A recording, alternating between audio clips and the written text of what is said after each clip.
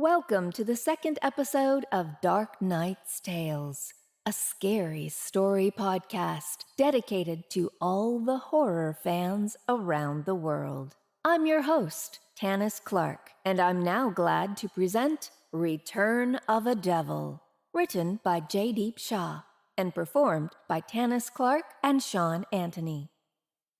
Valiant and zestful, Karina was blessed with brain power and cuteness. Culminating, she was a beauty with a brain.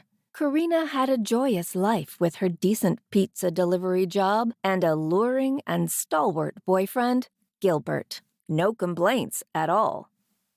Early in the morning, when Karina was returning home in her black sedan car after completing her full-time job hours, she saw an athletic man standing at the edge of the highway on the right, his hand hitchhiking to indicate to the driver he was asking for a ride. Gracious Karina slowly and cautiously pulled the car into an emergency lane and stopped near the stranger. She lowered the window, not wholly, but only an inch or so. That could help her listen to the stranger plainly while keeping a clear eye contact with him.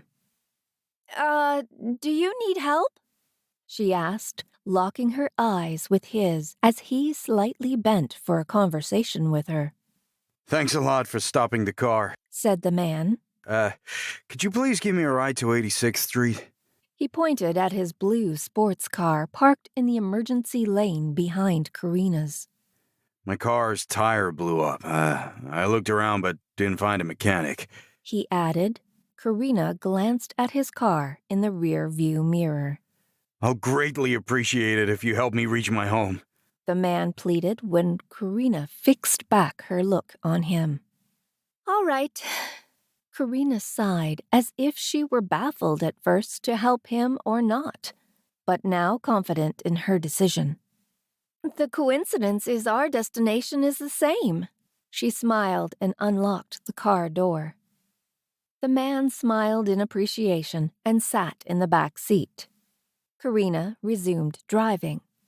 Her brain unloaded with dubious thoughts like, what if the stranger raped me and killed me? She wished she had thought about it before. Anyway, it was already too late. "If you don't mind," said the man, focusing on her side cheek. "May I ask your name?" "I'm Karina." Her vision fixed on the road to prevent a mishap. "Nice name," said the man, smiling. "I'm Johnny Stroke." "Thank you." A broad smile was depicted on Karina's face. She glanced at Johnny in the rear-view mirror, looking at her side cheek. When Karina stopped her car in her driveway, Johnny said enthusiastically, "Wow, we're neighbors."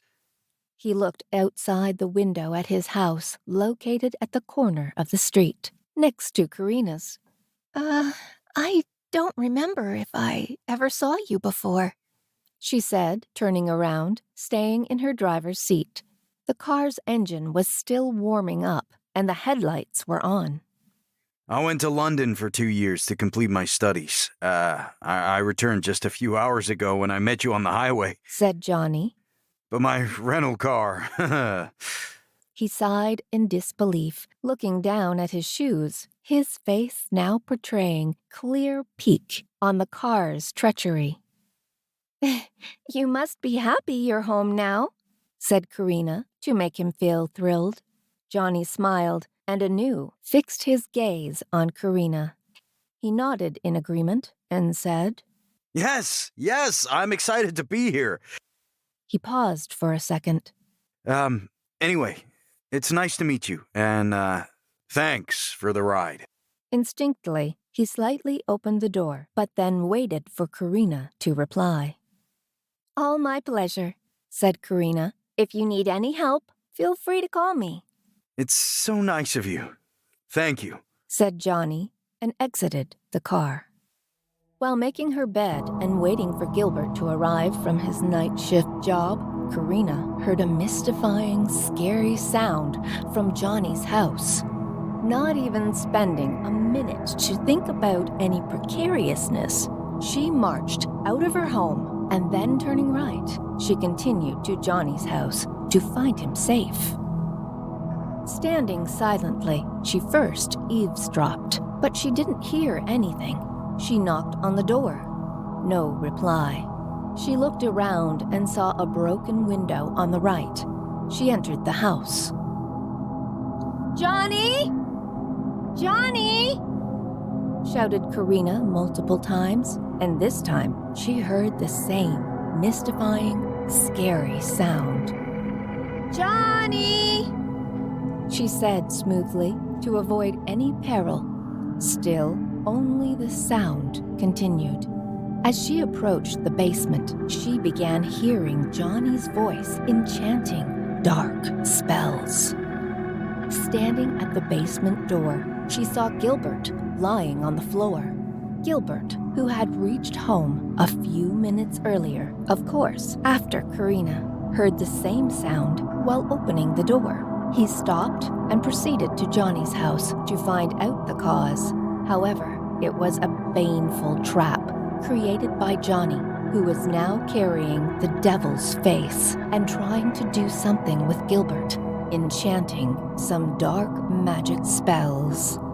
"Welcome, my sweetheart," said Johnny, his voice croaky, as Karina gaped at his demon face with 2 horns. He resumed.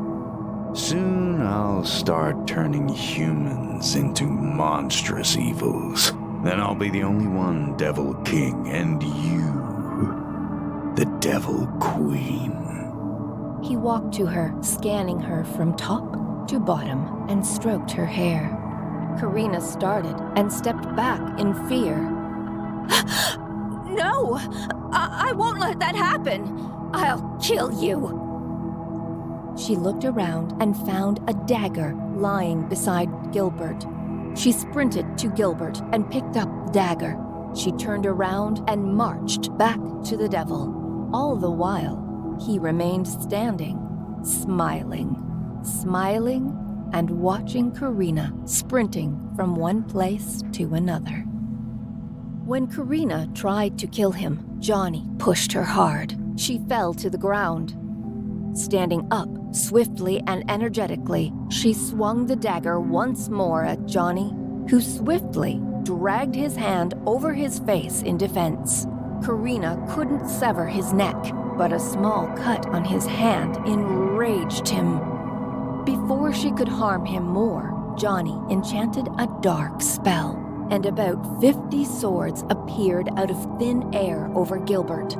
Karina's brain stopped working, and her eyes widened in fright. In wrath, Johnny let all the blades fall on Gilbert. With that, blood gushed out of his body, and some blobs of blood spritzed around, even on Karina's face. Karina sobbed on Gilbert's death. She loved him more than her life. Before Karina could think of taking vengeance and harming the devil, Johnny turned her into a she-devil. But even as a she-devil, Karina's heart was like a human. And importantly, she still remembered Gilbert's death. She enlarged her nail, smiling at Johnny to make him believe she had accepted the devil's life. Yet, she rived his head just the next moment. His headless body fell on back. "You sundered me," said the devil's head, lying on the floor, staring at Karina. "But I'll return to take my revenge. This is my world, and I'm the devil god of this world." "I'll burn you in fire!" Instantly, Karina produced fire from her eyes and burned Johnny's headless body in fierce fire, not only the head. Thank you for listening to this episode. Jaydeep Shah assures that every episode of Dark Knight's Tales will get much better and scarier. Don't forget to listen to our next spooky episode that may leave your hair raised in horror.